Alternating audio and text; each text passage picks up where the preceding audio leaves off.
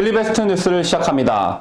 자, 문재인은 지난달 28일 김정은의 서울 답방과 관련해 우리 속담에 백두에서 한라까지라는 말도 있으니 원한다면 한라산 구경도 시켜줄 수 있다고 기자단과 등산한 자리에서 이같이 밝혔습니다.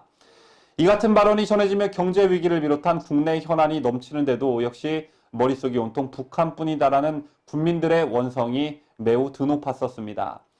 그리고 이에 앞서 당시 송영무 국방장관은 9월 20일 문재인 부부 그리고 김정은 부부와 함께 백두산 정상에 올라 해병대 한개 연대를 시켜서 한라산 정상에 헬기패드를 만들도록 하겠다고 말해 국민들을 분노케 했으며 여론이 좋지 않게 흘러가자 이낙연 총리는 국회 대정부 질문에 출석해 장병들의 노고를 쉽게 생각한 점에 대해 죄송스럽게 생각한다고 대신 사과하는 일까지 벌어졌었습니다.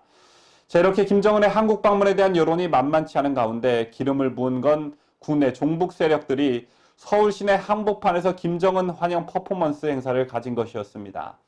SNS에서는 정치적 성향을 떠나 너무 나갔다, 어이가 없다, 우려했던 일들이 벌어졌다는 반응들이 이어졌고, 자, 청와대마저 현안 점검 회의에서 남북 관계에 도움이 되지 않는다는 우려가 나오기도 했었습니다. 자, 이날 회의에선 회의 참석자 대다수가 보수 쪽에서 공격하기 쉬운 소재로 남남 갈등을 일으키는 요소가 될 수 있다 하면서 우려를 표명한 것으로 알려졌고, 자, 북측도 현실적인 인식을 하는데 김정은이 방남에서 보더라도 반가워하지 않을 것이라는 말까지 나온 것으로 전해집니다. 자, 이렇게 김정은의 서울 답방이 확정되지도 않은 상황에서 여러 가지로 논란이 되고 있는 가운데 이해할 수 없는 행동을 한 사람이 한 명 더 있었으니 그 인물은 다름 아닌 원희룡 제주지사입니다. 원희룡 제주지사가 김정은의 서울 답방 때 한라산을 방문할 경우를 대비해 직접 한라산 정상을 찾아 대비사항을 점검한 것으로 알려집니다. 11일 제주도에 따르면 원 지사는 지난 10일 한라산 백록담을 등반한 후 한라산은 보존 차원에서 백두산처럼 시설을 만들지 못해서 걸어서 올라오기 쉽지 않은 상태라며 김정은을 태운 헬기 착륙 방안에 대해 실무적으로 검토하고 있다고 밝혔습니다. 도가 현재 검토 중인 방안은 백록담 분화구 안에 헬기가 착륙하는 안과 기존 백록담 동릉 주변 착륙장에 헬기가 내리는 안을 생각 중인 것으로 알려졌습니다. 이 같은 원희룡 지사의 행동은 앞서 문재인이 김정은의 서울 답방과 관련해 우리 속담에 백두에서 한라산까지라는 말도 있으니 원한다면 한라산 구경도 시켜줄 수 있다고 발언한 것에 대한 행동으로 보여집니다.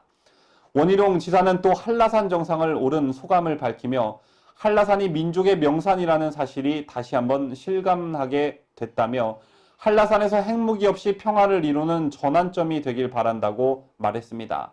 자, 또한 원 지사는 헬기 착륙 가능 여부를 따져봐야 한다며 백록담 분화구 안에 착륙하면 백두산 천지물과 한라산 분화구 물을 합수하고 헬기가 다시 올라올 수 있는지 등도 확인해야 한다고 말했습니다. 그리고 이런 소식을 전한 대다수의 국내 다수의 매체들은 한술 더 떠 한라산 날씨는 시시각각으로 변화하기 때문에 김정은의 한라산 방문 과정에서 헬기 착륙 방안은 당일 백록담 주변의 날씨가 큰 변수로 작용할 것으로 보인다라고 존나 앞서 나가기도 했습니다.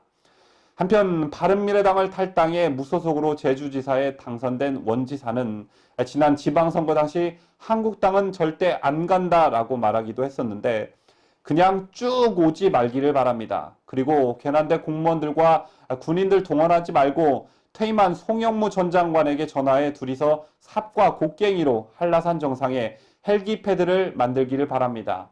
자, 둘이서 주야로 삽질하면 보름 정도면 헬기패드가 완성되지 않을까 싶습니다.